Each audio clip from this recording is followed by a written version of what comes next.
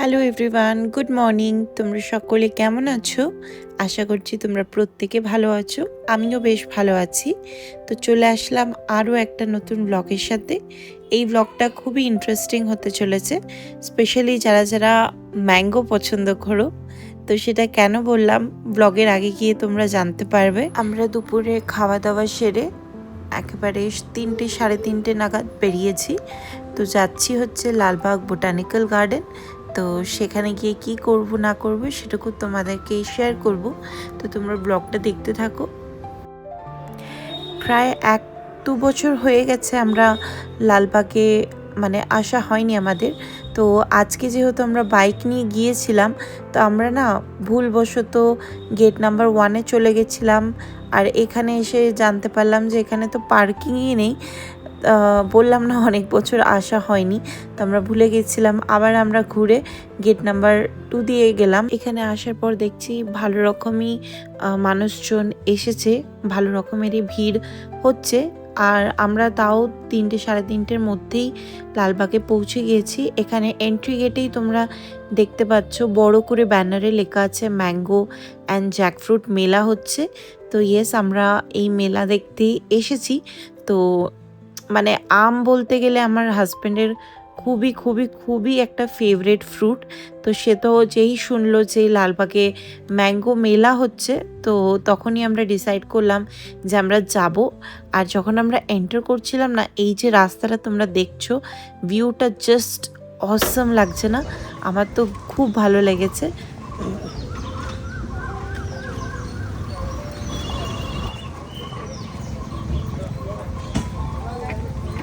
Gate number 2 parking থেকে কিছুটা হেঁটে গেলেই তোমরা ম্যাঙ্গো মেলার স্টলস দেখতে পাবে। এখানে স্টার্টিংয়েই দেখছো অনেক অনেক অনেক স্টল বসেছে। তো এই যে ম্যাঙ্গো মেলাটা, এটা 2nd অফ জুন থেকে 30th অফ জুন পর্যন্ত এই মেলাটা আছে। তোমরা যারা যারা ব্যাঙ্গালোরে আছো তারা একবার এসে এই মেলাটায় ঘুরে যেতে পারো। অনেক অনেক অনেক রকমের আম এখানে বিক্রি হচ্ছে, যেটা ডাইরেক্টলি ফার্ম থেকে আসছে। তো আমার তো বেশ ভালো লাগছিল। অনেক রকমের আম, যে যে আমের আমি নাম পর্যন্ত জানি না, এত ভ্যারাইটির আম আমি এখানে দেখেছি। তো অনেক ইউনিক ইউনিক আমও দেখেছি।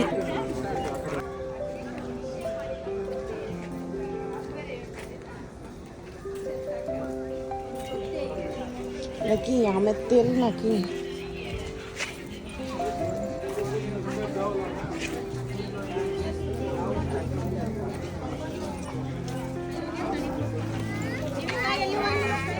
দাম লেখা আছে। এই মেলাতে শুধু কাঁচা বা পাকা আম না, এর সাথে সাথে অনেক রকমের আচার, তার সাথে সাথে পাঁপড়, আরও কন্ডিমেন্টসের অনেক জিনিস পাওয়া যাচ্ছিল। তোমাদের ইচ্ছা হলে তোমরা এখান থেকে নিয়ে নিতে পারো।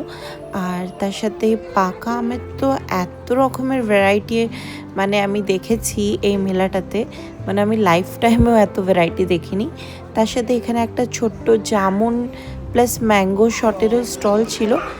আমরা তো ট্রাই করিনি, কিন্তু তোমরা চাইলে এসে ট্রাই করতে পারো। তোমরা যদি ফ্রন্ট গেট থেকে আসো, যেটা হচ্ছে গেট নাম্বার 1, তো তাহলে গ্লাস হাউসের কাছে এসে একদমই সামনে স্টলসগুলো বসেছে। তো সেখানে আসতে পারবে, দেখতে পারবে মেলাটা। আর তোমাদেরকে কি আর বলবো, আমি যে এই যত আমের মেলা স্টলস বসেছে, 3টে বার রাউন্ড মারিয়েছে আমার হাজব্যান্ড। 3বার ঘুরে ঘুরে আমরা পুরো স্টলে, প্রত্যেকটা স্টলে আম দেখেছি, টেস্ট করিয়েছি। দেন আমার হাজব্যান্ডের যেই দোকানে পছন্দ হচ্ছে, ফাইনালি সেই দোকান থেকে আম নিচ্ছে। তো এখানে দেখতেই পাচ্ছ। আমার কথা কি আর বলি, আমার বলতে গেলে আম খুব একটা ভালো লাগে না। তো বলতে গেলে আমি আম খাই না। এমন দ্বারা হয়তো খুব কমই মানুষ আছে পৃথিবীতে যারা আম পছন্দ করে, তার মধ্যে আমি একজন।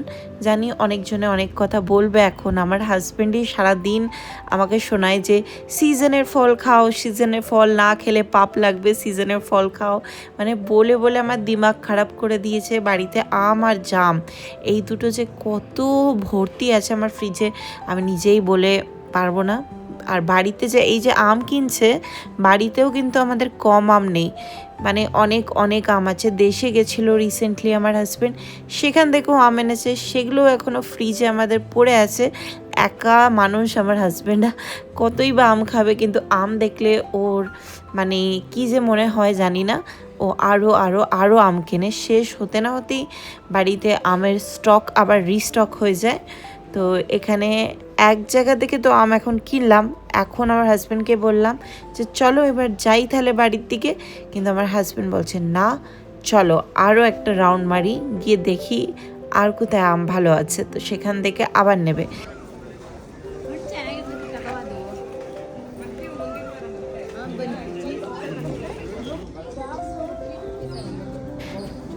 তো এটা হচ্ছে স্টোর নাম্বার 2, যেখান থেকে আমার হাজব্যান্ড আম নিচ্ছে। তো দেখতেই পাচ্ছ অলরেডি কত আম নিয়েছে, আবার নিচ্ছে। এখানে আমার কিছু বলার নেই, কারণ আম প্রিয় মানুষের সাথে বিয়ে করেছি, তো আমকে তো ঝেলতেই হবে। তো যাই হোক, এখানে আম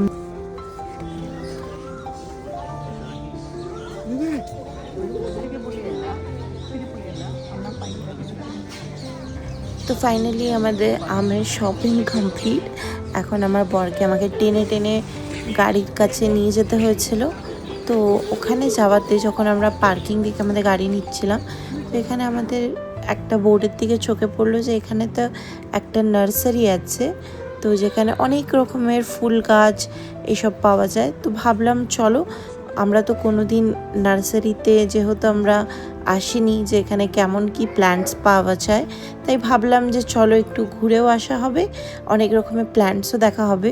তো এখানে আসলাম, প্রথমেই দেখো কত রকমের সার্কুলেন্স আর ক্যাকটাস প্ল্যান্ট, আমার তো দেখে এত ভালো লাগছিল।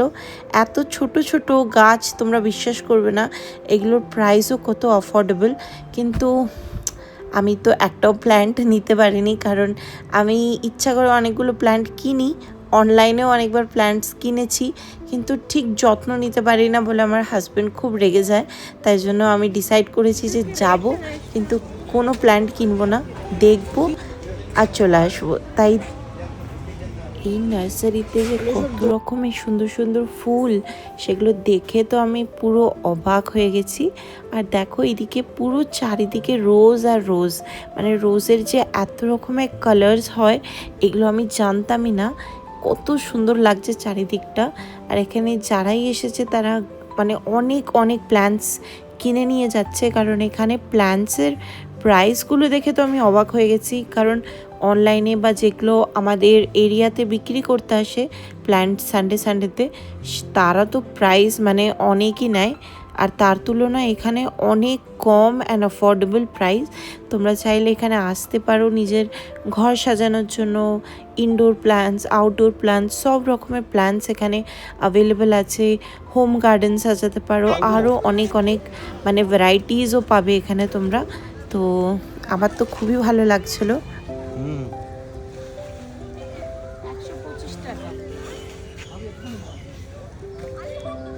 এই গাছগুলি তাও বাঁচে 100 টাকা টপ সবজি। এটা 200। এই গাছটা তো আমাদের ছিল, যেটা বাইরে ছিল, এইটাই গো।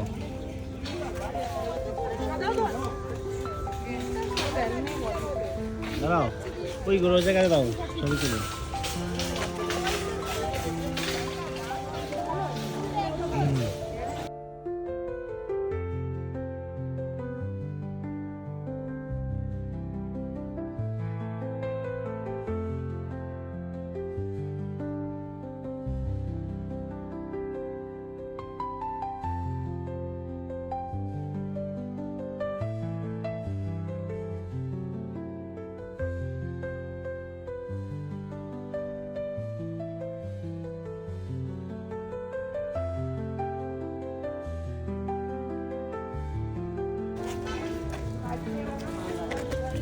এই গাছগুলি কি গাছ গো?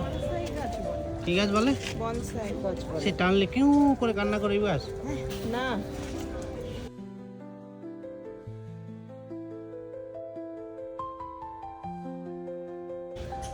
কুটমই গাছ।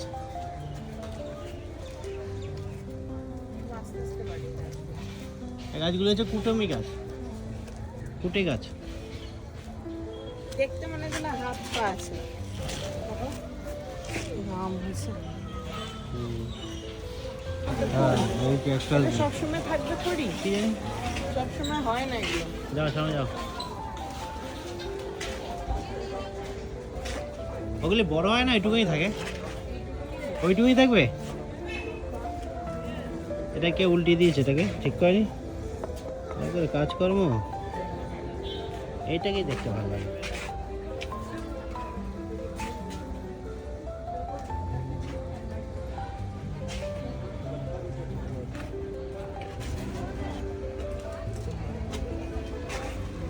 এগুলো আসল ক্যাকটাস।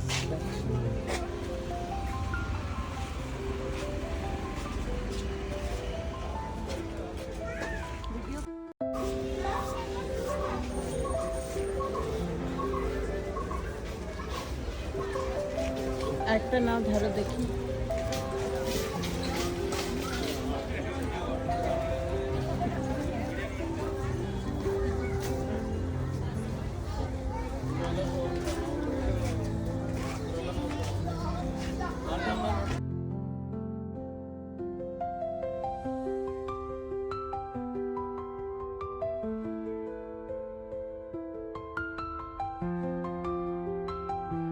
নার্সারিতে গিয়ে অনেক সুন্দর সময় কাটলো, অনেক রকমের ইনডোর আউটডোর প্ল্যান্টস দেখলাম, দিয়ে এবার চললাম বাড়ির দিকে।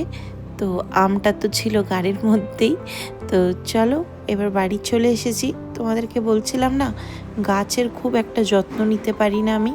তো বাড়িতে এই 3টে গাছই আছে অলমোস্ট, যেগুলো বেঁচে আছে। তো এই 3টে আমার হাজব্যান্ড যত্ন নেয়, তাই জন্য বেঁচে আছে। তো যাই হোক, এই ব্লগটা তাহলে বন্ধুরা এখানেই এন্ড করছি। আশা করছি তোমাদের ভালো লেগেছে। ফাইনালি যে আমটা নিয়ে এসেছিলাম, সেই আমটা কেটে দিলাম আমার হাজব্যান্ডকে, তো ও একটু আম খেয়ে শান্তি পাক। তো চলো, তোমাদের যদি এই ব্লগটা ভালো লাগে তাহলে একটা লাইক কমেন্ট করে দিও। আর তোমরাও যদি যেতে চাও লালবাগ ম্যাঙ্গো অ্যান্ড জ্যাকফ্রুট মেলাতে, তাহলে তোমরা যেতে পারো। এই মেলাটা 30 জুন অবধি আছে। কিন্তু আমাদের ছোটবেলা যেসব দেশে আম খেয়েছি, ওই আমের টেস্ট এই আমে নেই।